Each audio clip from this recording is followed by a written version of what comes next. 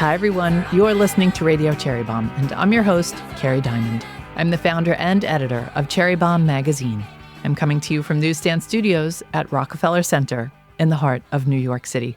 My guest today is Chrissy Tracey, the chef and foraging expert behind the new book, Forage and Feast, Recipes for Bringing Mushrooms and Wild Plants to Your Table. It's a cookbook and a guide for everyone curious about gathering edible eats. Chrissy shares how her family shaped her approach to food, why she pivoted away from the tech world, and why the great outdoors and community are so important to her. Chrissy is smart and stylish and someone we can all learn a lot from, so I can't wait for you to meet her. Stay tuned for our chat. Thank you to Lily Star for supporting our show. It's summertime, and that means rooftop season is here. If you're looking for a fun, picturesque place to grab a drink and a bite, check out Lily Star on the rooftop of the Moxie Williamsburg in Brooklyn. Lily Star is an indoor-outdoor lounge and cocktail bar with great views of the Williamsburg Bridge, East River, and Lower Manhattan. It also features unique drinks by award-winning mixologist Christine Wiseman. You can enjoy a beverage from their fun cocktail menu, which features signature sips like One in a Melon, with vodka, Saint-Germain, rose, watermelon, and Londyn Essence rosemary and grapefruit tonic, or grab a mocktail. Lily Star also has a small plates menu because, let's be honest, you're going to want a little snack with that summer bev. I know I always do. Seating at Lily Star is first come, first serve, but you can make reservations for parties of 6 or more. Visit lilystarbk.com for more information and to check out their events calendar. Here's to lots of beautiful sunsets and summer nights in your near future. The new issue of Cherry Bombe's print magazine is now available, and it's all about Paris, the city of the summer.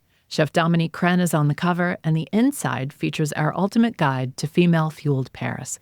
We've got all the restaurants, cafes, bakeries, ice cream shops, boutiques, and more that you need to know about, run by the most interesting, creative, and dynamic women in the city. Whether you're visiting this summer or dreaming about a trip, you need a copy of our new issue. You can find Cherry Bombe magazine at your favorite shop or bookstore, places like Jason Home in Chicago, First Light Books in Austin, and Salt and Vinegar in Philadelphia. Also, there's a special promo for the Bombe Squad running right now. Buy the Paris issue plus any Cherry Bombe subscription and get free shipping. Just use code PARIS at checkout. Now, let's check in with today's guest. Chrissy Tracey, welcome to Radio Cherry Bombe. Thanks for having me. I'm so excited. You wrote that foraging is the closest thing you found to treasure hunting. Mm-hmm. Tell us what that's all about.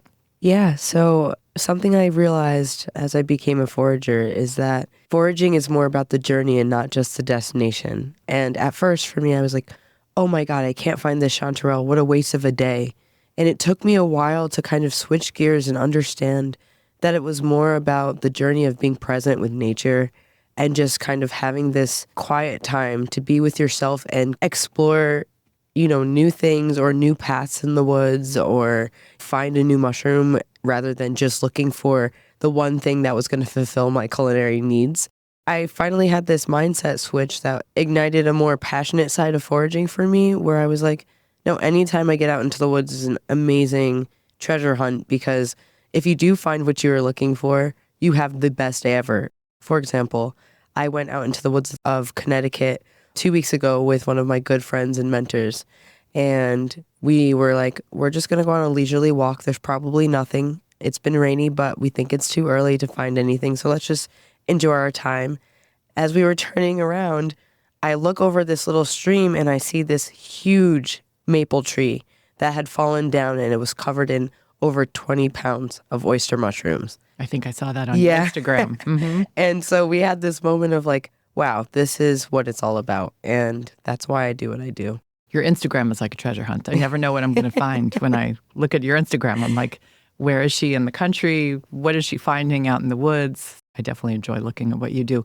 You have pretty much been foraging since birth, I feel like. Anybody who's followed you knows that this has been something you didn't necessarily know what you were doing when you were little, but you've been doing this since a young age. Yeah, it started with the wild berries that grew at the hedges of my parents' house. I would try to eat them and they would be like, no. So I ended up using them for like painting little pictures and things like that, thinking outside of the box. And then it kind of came full circle with wild garlic chives.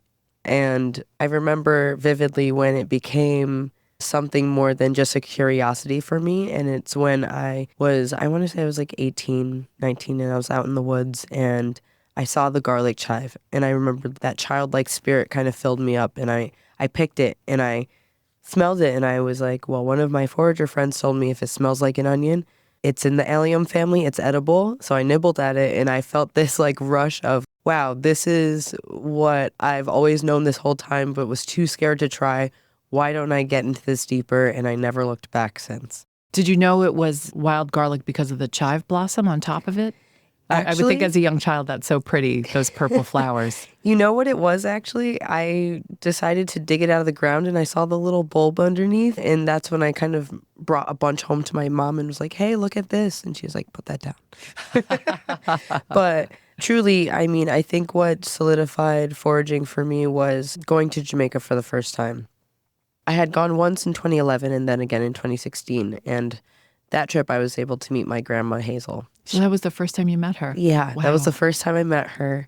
And everyone thinks of Jamaica as beaches, and that's it, beaches and beautiful sand. But where my family's from is the country of Jamaica. Like, they're deep south where it's red dirt roads, and once it's sunset, there's not a single bit of streetlight around.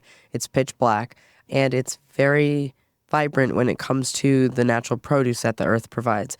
So, we went to her house, and she asked if we were hungry because we had a long journey from the airport, and she went to the backyard and she picked what's called callaloo, and it's wild amaranth, basically, that originates in Africa. And then she took us on a tour through her property, and there was like naseberries, which is this delicious, custardy, succulent fruit that you'll never get anywhere else. You might be able to find it in like little Jamaica or something like that. But she took us through this tour, and I felt this feeling kind of take over my entire being, like, this is innate. This is part of who I am. This is my culture. And yeah, that was it for me. So you met your grandmother for the first time, which is really beautiful. Mm-hmm. But you were also in high school and they happened to have a business class. Yeah. Which really kind of set you on a certain path. Can you talk about that a little bit? Yeah, so I had this one teacher, her name was Leslie Pear, and she had seen something in me that I could not see. And she really believed in me and saw this spark of entrepreneurship in me that I didn't see quite yet. And I remember when it all came together for me was when we had to create our mock business plans. And I had this restaurant concept called Tracey's. Little bit of backstory. I was raised in a family of 7 kids, and my parents raised us all vegetarian. The business plan I created was to have a restaurant that had more delicious options because I was tired of only having French fries and a salad. You should point out that it wasn't so easy to be a vegetarian back then. Oh, yeah. So much easier today. It wasn't easy at all. The cheeses tasted like plastic. My parents would always try new ones when they came out because they thought it was healthier to go without. I loved dairy. I loved cheese. So I kind of just ignored those vegan options that were there at the time. It was just so limited. Everything was so limited. It was like you could have tofu basically at that time. And like some sort of boxed oat milk that was really disgusting, to be honest. And now we've come so far. You can be a vegan today. You can be a vegan. And there's something with that. I understand how privileged I am to be able to live in this lifestyle and kind of have the knowledge I need to really be a healthy vegan. Mm-hmm. Nobody really talks about that, but it takes a lot of work. And that's something that's easily ignored because I think a lot of people just, they're only thinking of the lens of like animal cruelty or, they think it's going to be a healthier decision for them just because it's a more plant-forward diet. But I'm like, no, that's the part. It's more plant-forward. So no matter what your diet, if you make that conscious decision to eat more fruits and vegetables on a regular basis and make them taste delicious, you're already on the right path. And it opened up the door to a creative outlet for me to be able to reimagine and reinvent foods in ways I'd never thought of them before, like hearts of palm calamari. What? You know what I mean? Who's doing that? Why are you doing that? Well, because at the end of the day, I like to meet people where they are and to be able to see their faces when they have a bite of that calamari and say, this is vegan? That's insane. This tastes like seafood. That is awesome. And I'm just here to bridge the gap. And that's my whole purpose and philosophy. We'll be right back with today's guest. If you love all things wine, Cherry Bombe has a special event coming up this October 26th and 27th called Jubilee Wine Country. It's taking place at the beautiful Solage Resort in Calistoga, California. Jubilee Wine Country will feature 2 days of talks, panel discussions, a picnic lunch, a baker's breakfast, our big wine, women, and song event on Saturday night, and lots more. Our keynote speaker is none other than Chef Dominique Crenn, and we'll have amazing folks there all weekend long. For tickets and more information, visit cherrybombe.com. So you take this business class, and you're so lucky you had that in high school. Yeah. Where did that lead you? What that led me to was I pursued a business degree in undergrad. But funnily enough, in addition to the business side of things, I pursued computer science because I have immigrant Jamaican parents, okay? They were like computer science or the sciences in general, engineering, teaching. Like I have to do something that is going to lead me to a pathway of success that just makes sense in their heads. We don't have any entrepreneurs in the family, or we didn't at the time. Even though I knew I always wanted to kind of start my own food business, it was unheard of, and I didn't really have support for a long time, but I did find support in community, and that allowed me to shut out all the noise. I remember when I was in college, I was working for Apple full-time while taking my classes, and I would bring food into work, and someone in the break room said to me, like, why don't you open a restaurant? Your food is insane. And I was like, I'm just not there. I think I got to stick to this computer science thing. It works. There's good money there. But then they invited me to their outside project to cater this event for like 150 people. And I was like, well, I haven't done that before, but I'm not going to say no. One thing about me is I don't say no when opportunity knocks. Wait, were you in Cupertino, the mothership? I was not in Cupertino. I was at the Yale Apple store fixing computers and iPhones and stuff like that. Now we all know who to call, people. Yeah. You're going to wish you didn't announce that on Radio Cherry Bombe. Yeah, I still have family and friends always like, hey, Chrissy. And I'm like, okay, I'll help you. That's so funny. So everybody just sensed this in you, that this is what you were meant to do. Yeah. So what'd you do post-college? Post-college, I continued at Apple, but then I switched over to tech systems at Yale. And I was kind of configuring a lot of devices for the cancer unit and things like that. And then I moved on to tech support at a insurance firm in Connecticut. I redid the whole thing. I'm sorry, but it was a boys-only club. I was like, guys, this place is disgusting. The cables are all tangled. This is so unorganized. Do we have any training systems in place? I turned that place around and then I left. Then I pursued food full-time. All right, we got to talk about your pizza era. Oh, yeah. Because there aren't a lot of women in pizza. Mm-hmm. So the pizza era happened simultaneously between Apple College and working at that restaurant. So I worked in New Haven, pizza capital of the world, and I worked at this restaurant called Nolo. And they had these artisan, humongous pizza ovens imported from Italy. They had to actually install them through the roof before they put the ceilings on the building. It was insane. And I had the chance to, first of all, invent like new pizza flavors and things like that. But I was known as Pizza Girl in New Haven. It was really funny. That actually came about because there was someone that was in the food world that came into Apple and was like, you would do really well here. You should try this out. And I tried it and I loved it. I fell in love with it. And I used it as a window opportunity for me to start this like Meatless Monday program, which was awesome. So we had these Meatless Mondays at the restaurant every week. And I did that for about 3 months and it gained insane amount of traction. But the chef and I were not getting along. He didn't like it. And so he took over my Meatless Monday program and I left. And that didn't continue. Chefs are complicated. Yeah, Chrissy. chefs are complicated. They made a whole TV show about that. In case you didn't hear about it. It's called The Bear. Complicated. And I get it. There's a lot of big egos in the kitchen. And I was just like, hey, I'm just doing my thing, man. This is what I grew up eating and doing. And I'm just trying to be creative and share that with the world. Let's talk about some of the positive stuff about the pizza because I was so interested. Yeah. You got a big following. I'm so curious, like, what kind of toppings were you doing? I was like, darn, I wish I could have lined up for one of these pizzas. So I did a lot with wild mushrooms and confit, onions and garlic, and lots of fresh herbs.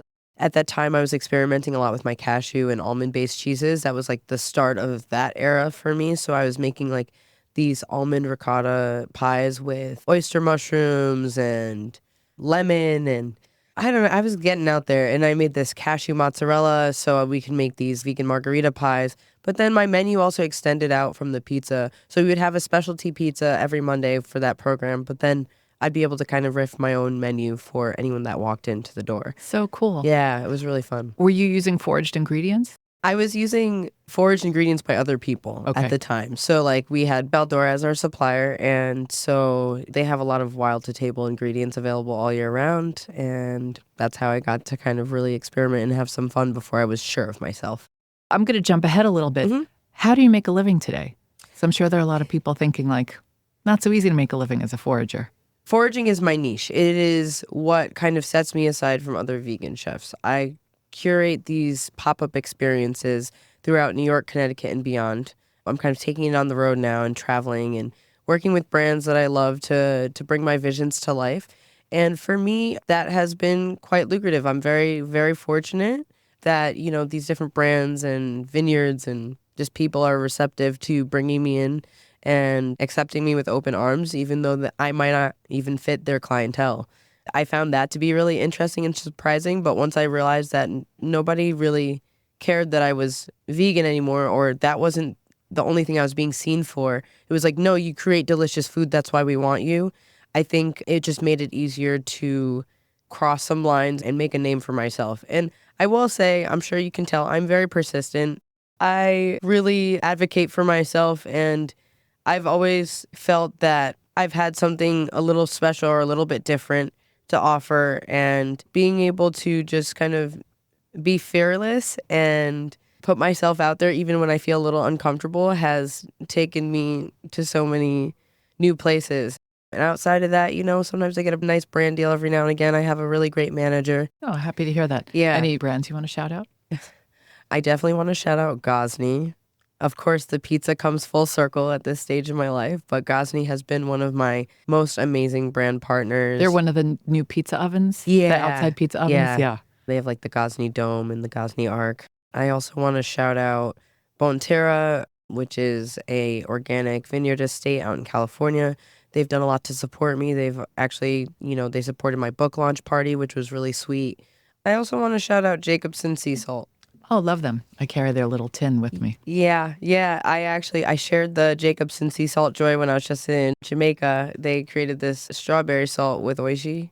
I saw that. Yeah. I saw that. And we had it on some ice cream, which was awesome. The whole wedding party, it was just going around. We were sprinkling it on everything. But they've been really great just from a willingness to support me from my book launch perspective, but also, you know, being able to provide little like sea salt tins in my PR packages and everything like that and beyond. And we have some fun plans for the future. So I'm really excited about that new partnership. Oh, you know what? It just came to me, Atlantic Sea Farms. And first of all, woman-owned kelp foragers.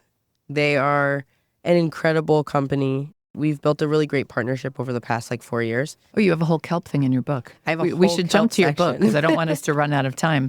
Congratulations. Your Thank first you. book. How did it all come about? Some of you might not know, but I still work loosely with Bon Appetit, but I was in contract with them for a few years. And obviously that really helped me to jumpstart my career in the food world and get some more eyes on me, which was really helpful. Truthfully, I had a really good experience with them and still continue to do so.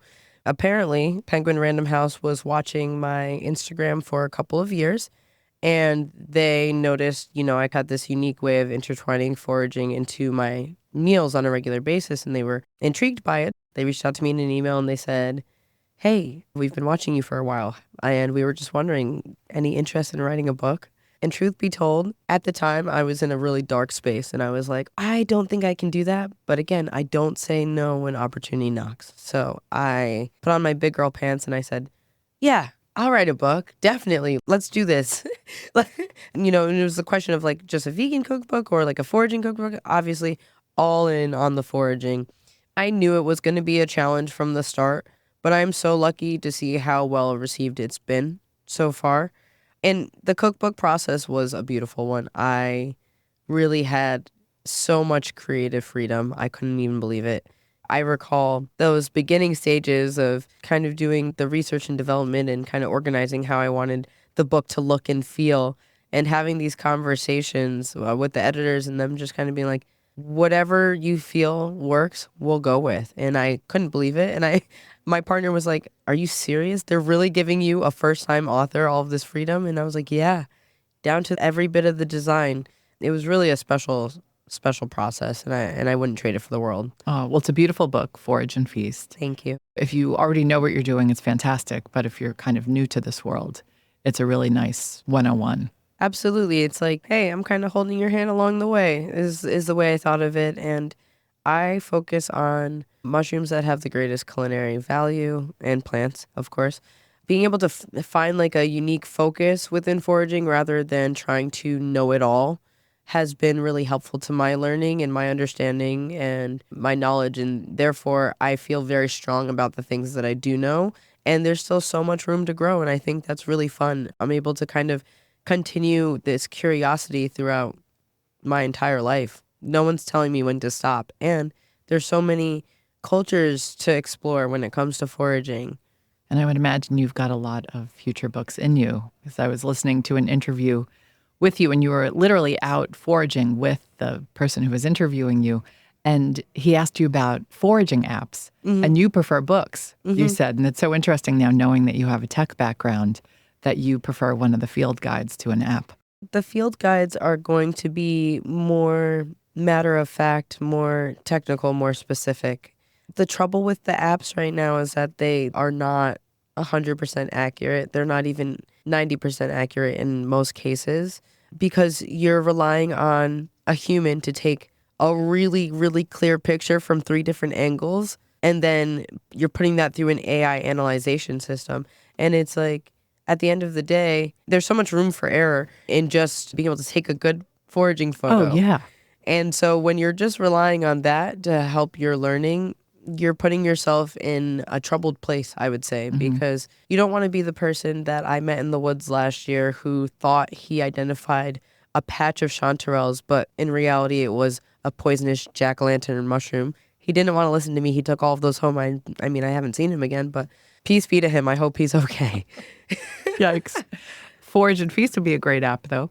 Yeah, You must think about it. It would. It'd be cool. I'm really into the educational side of things. I would love to have some sort of, subscription platform where I can take you foraging with me in the woods to help you identify visually that way, rather than just having a picture alone, showing you the habitats, showing you the type of soil that a different plant is growing in, and being able to have a community where people can actually interact, ask questions, and then learn to cook with me. So that's actually something I've been working on over the past year. I have the program fully built out, but as you know, it takes a lot to get all of that filmed and produced properly. Oh, well, that sounds exciting. Really excited. You mentioned the word community. In your writings, I've seen that word come up over and over again, and you've talked about how important the forager community has been to you. Yeah. Tell us a little bit about that. I always say I'm an old lady because I am a big proponent of Facebook forums. I don't care. I will die on that hill. I think they're one of the best tools for learning when it comes to new foragers. And even I'm on some vegan cooking forums and stuff. They give you springboards for creativity, but also being able to have a community that can help you out and give you feedback in real time, specifically when it comes to the foraging communities online. There's Foraging of Southern New England, for example. Big forum that, everywhere from New York to Maine is on. I've been able to actually go out on these foraging excursions over the years with a few other foragers. You meet up at a public hiking spot. Everyone goes out. At least 1 or 2 of the foragers there are really experienced and have been doing this for 20, 30 years or more. And we'll bring you out there in the field to teach you exactly how to forage and things to look for, things to look out for, deadly or poisonous mushrooms or plants. And I've found that to be my number 1 teacher. That's how I've met some of my best friends now. I don't care how much older they are than me. That doesn't matter. We're able to be on this playing field together where we have shared values and shared interests. And it's really fun. And it's also been fun to see how 5 years ago I didn't know nearly as much as I know.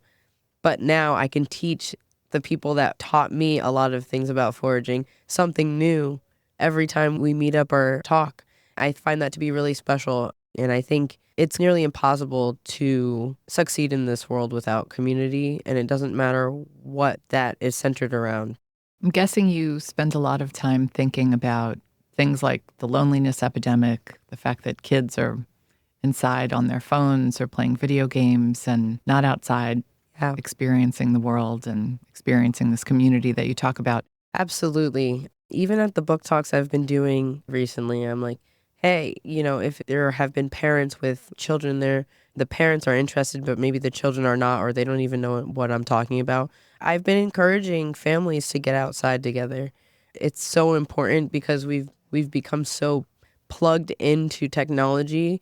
And obviously I love technology. Like, I'm a big proponent of it. I think especially if I didn't have the focus time to just like run around in the woods as a child, truly I would wake up in the morning, call my neighbor. We'd be in the woods from 8 a.m. till 6 p.m. Our parents would be like, where are these people? Where are my kids? And if I didn't have that unplugged time growing up, I don't even think I would be foraging today. I think I just have always been super present with nature just by means of where I grew up. And that's another thing. Like, I was lucky to grow up in the woods and have access to nature spots where I could just dilly-dally and have fun. Not everyone has that, but making the conscious efforts to immerse yourself into those areas as much as you possibly can, I think it's just so important for learning and enrichment overall. And for me, I'm a hands-on learner, so that definitely is the reason I'm even on the path I'm on today. I strongly believe that. I heard that you are rewilding your yard. That's a tough one to Yes. say, rewilding your yard.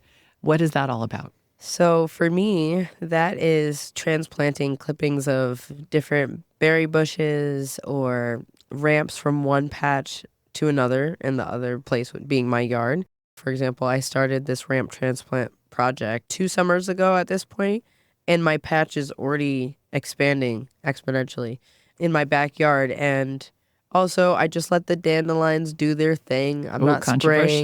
controversial. Yeah. Do your neighbors mind? No, you know what? To be fair, I don't really have close by neighbors. Okay. In any direction I look, like, I can see your house, but no one's really close. I live in the woods even now as an adult. Because the mowing versus not mowing, I know that's controversial in some It is. neighborhoods. Mhm. It is, because my partner's brother, he's also wilding his yard, and the neighbor and him have fights about it constantly. So it is a big thing, and I get it from an aesthetics perspective, but at the end of the day, it's better for the environment. It's better for the pollinators, our bees and butterflies.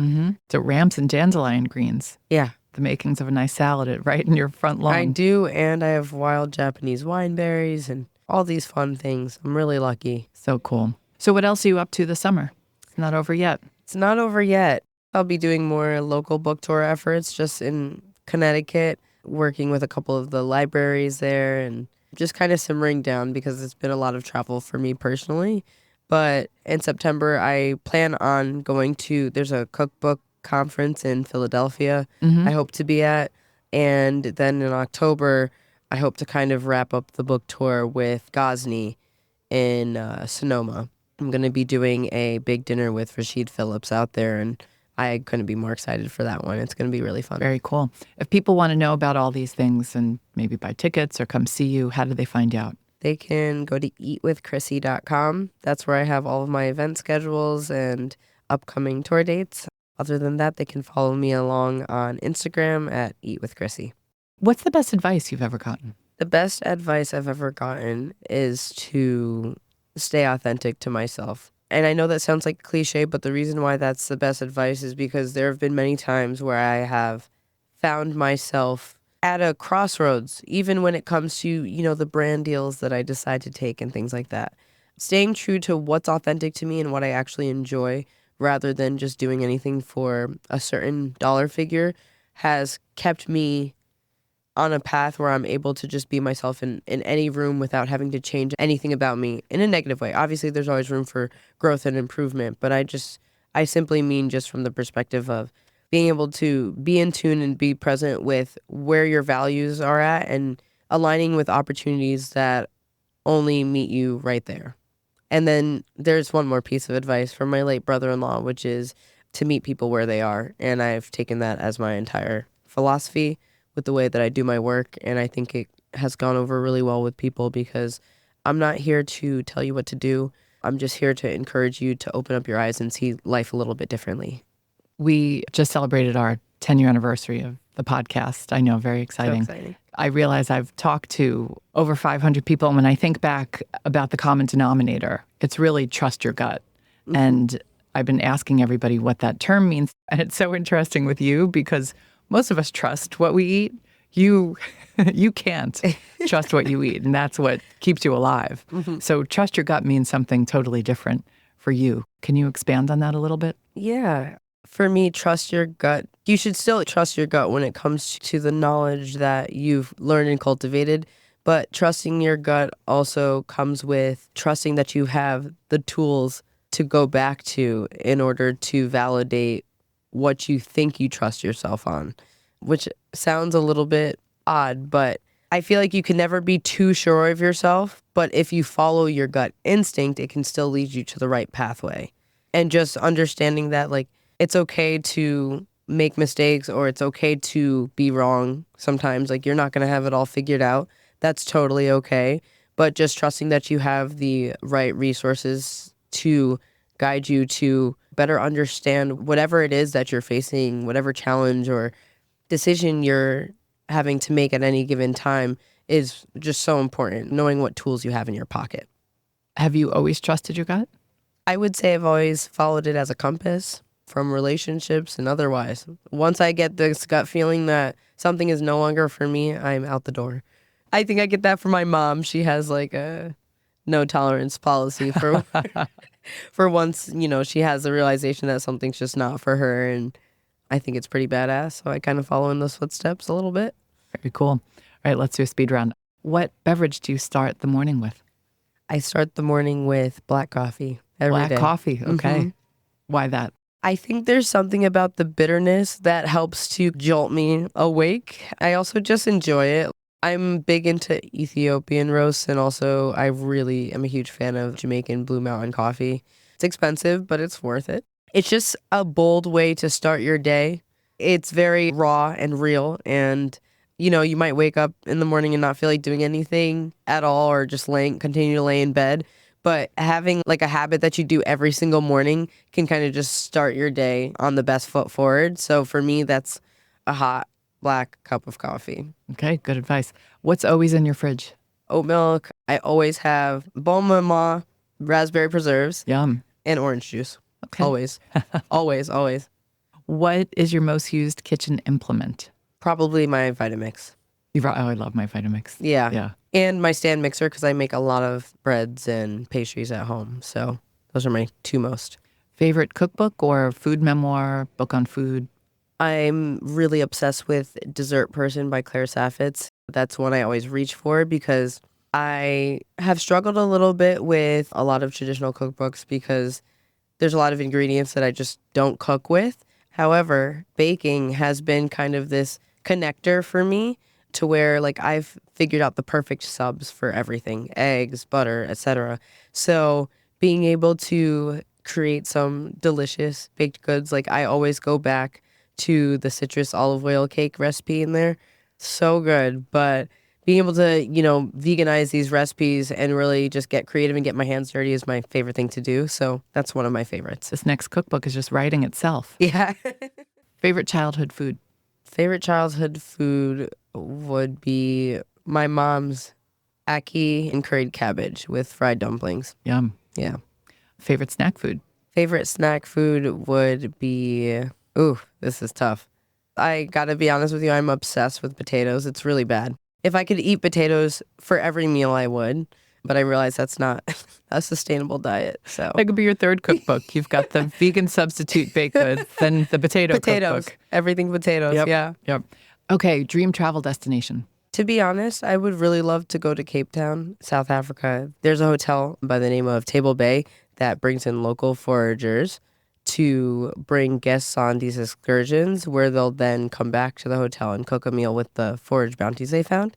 And that's like a growing thing around the world. And I think when I go back to what I was saying earlier about, how everyone can connect to their roots through culture, that's a perfect example of that. They're going back to the ways of the land. And this is something that's kind of catching on like wildfire around the world. So to be at the edge of that and to be able to have the space to travel and learn new things to forage, new mushrooms, new plants would be a dream. And based off of that, to be frank, like I really hope to be able to have some sort of TV show someday. I've talked to a couple of companies. We'll see what happens. I'm crossing my fingers.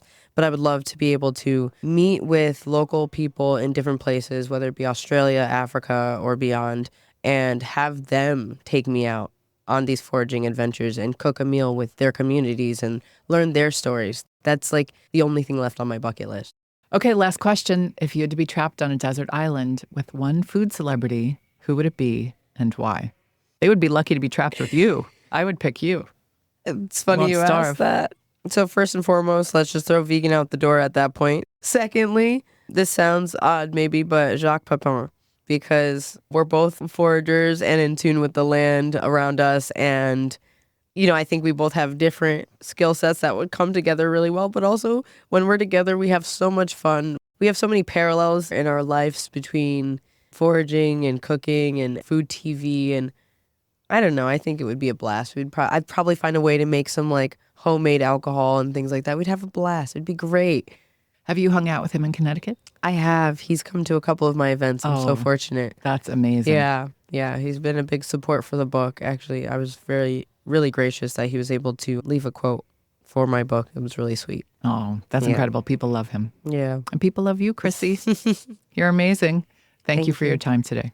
Thanks for having me. I appreciate it. That's it for today's show. I would love for you to subscribe to Radio Cherry Bombe on Apple Podcasts or Spotify and leave a rating and a review. Let me know what you think about the show and who you would love to hear from on a future episode. Our theme song is by the band Tra La La. Joseph Hazen is the studio engineer for Newsstand Studios at Rockefeller Center. Our producers are Catherine Baker and Elizabeth Vogt. Our associate producer is Jenna Sadhu. And our content and partnerships manager is Londyn Crenshaw. Thanks for listening, everybody. You're the bomb.